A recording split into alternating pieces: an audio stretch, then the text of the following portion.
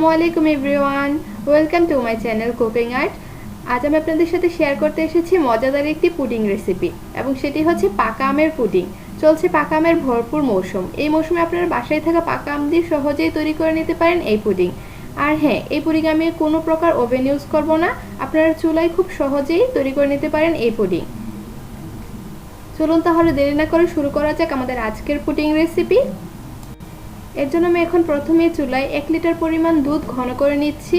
1 litre পরিমাণ দুধকে ঘন করে আমি 1.5 কাপের মতো করে নেব। আমি যে পরিমাণ পুডিং বানাবো এর জন্য আমার প্রায় 1.5 কাপের মতো দুধ লাগবে। তাই এখানে আমি দুধটাকে খুব ভালো করে জাল করে নিয়ে ঘন করে নিচ্ছি। আপনারাও চেষ্টা করবেন একটু ঘন দুধটা ইউজ করার জন্য, তাহলে পুডিংটা খুব ভালো হবে। এবং দুধটি ঘন হয়ে যাওয়ার পর এটিকে অবশ্যই নামিয়ে ঠান্ডা করে নিতে হবে। গরম দুধ ব্যবহার করা যাবে না, তাহলে পুডিংটি ভালো হবে না। এখন আমি এতে দিয়ে দিব 1 চিমটি পরিমাণ এলাচি পাউডার। এলাচি পাউডার দিলে পুডিংয়ের গন্ধটা খুবই ভালো আসে, সেজন্য আমি ব্যবহার করি। আপনারা যদি চান তাহলে তাই স্কিপ করতে পারেন। এলাচি পাউডার দেওয়ার পর খুব ভালোভাবে নেড়ে নিতে হবে, এবং দুধটা একটা বলক আসার পরে আমি এটি নামিয়ে নেব। নামিয়ে ঠান্ডা করে নিব।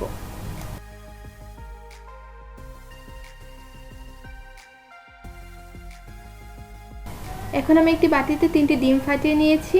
ডিমগুলোকে আমি খুব ভালোভাবে একটি হ্যান্ড উইক্সের সাহায্যে ফাটিয়ে নেব। এখন আমি এতে দিয়ে দেব 1/2 কাপের মতো চিনি। চিনির পরিমাণটা আপনারা চাইলে বাড়িয়ে অথবা কমিয়ে নিতে পারেন, কোনো সমস্যা নেই। চিনি দেওয়ার পর এটি খুব ভালোভাবে নেড়ে মিশিয়ে নিতে হবে। অবশ্যই শিওর হতে হবে যেন চিনিটা গলে যায়।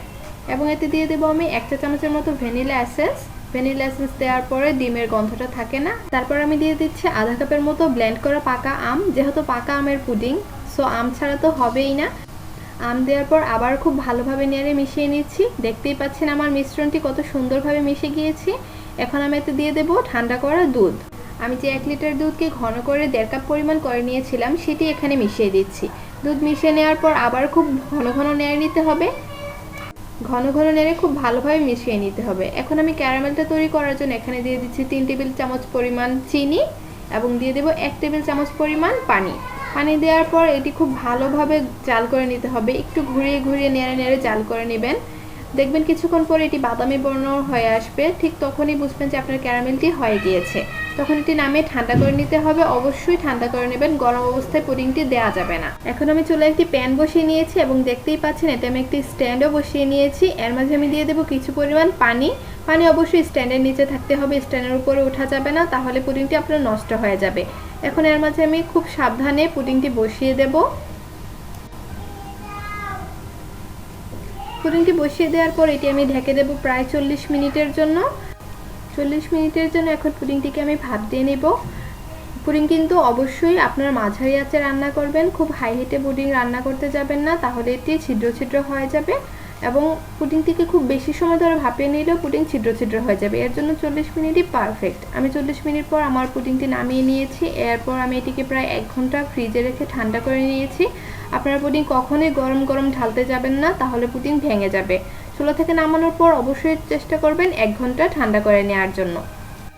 এখন আমি খুব সাবধানে পুডিংটি একটি বাটিতে নিয়ে নেব। আপনারা চেষ্টা করবেন খুব সাবধানে এই কাজটি করার জন্য, তা না হলে পুডিংটি ভেঙে যাওয়ার সম্ভাবনা থাকে। ব্যাস, দেখতেই পাচ্ছেন আমার পুডিংটি কত সুন্দর হয়েছে। আমি এখন কিছু টুকরো আম দিয়ে পুডিংটি সাজিয়ে নেব। আপনারা চাইলে না সাজিয়ে পুডিংটি সার্ভ করতে পারেন, তবে অবশ্যই চেষ্টা করবেন পুডিংটি ঠান্ডা করে খাওয়ার জন্য, কারণ ঠান্ডা ঠান্ডা এই পুডিংটি খেতেই খুবই টেস্ট। আর আজকের রেসিপিটি কেমন লাগলো অবশ্যই কমেন্ট করে জানাবেন। অবশ্যই রেসিপিটি একটিবার বাসায় ট্রাই করবেন, এবং রেসিপিটি ভালো লাগলে অবশ্যই আমার চ্যানেলটিকে লাইক করে সাবস্ক্রাইব করে পাশে থাকবেন। আজ তাহলে এখানেই বিদায় নিচ্ছি। ভালো থাকবেন সবাই, আমার জন্য দোয়া করবেন। আল্লাহ হাফেজ।